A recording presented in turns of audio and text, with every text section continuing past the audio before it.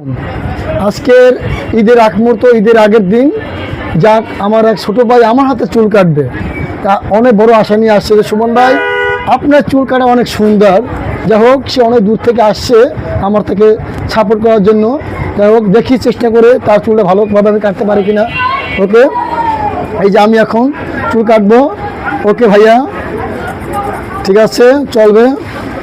একটু ইগরা কর ভাইয়া তুমি। এই যে ভাইয়া তোমার কাঠিনটা কি রাহুল হবে কাঠিন নাকি হবে কাঠিন বলো? তো কি কাঠিন দেবো? হ্যাঁ, ভালো কাঠিন।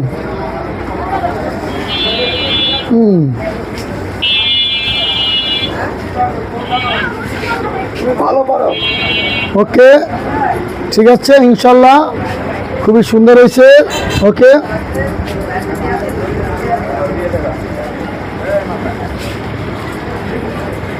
ঠিক আছে।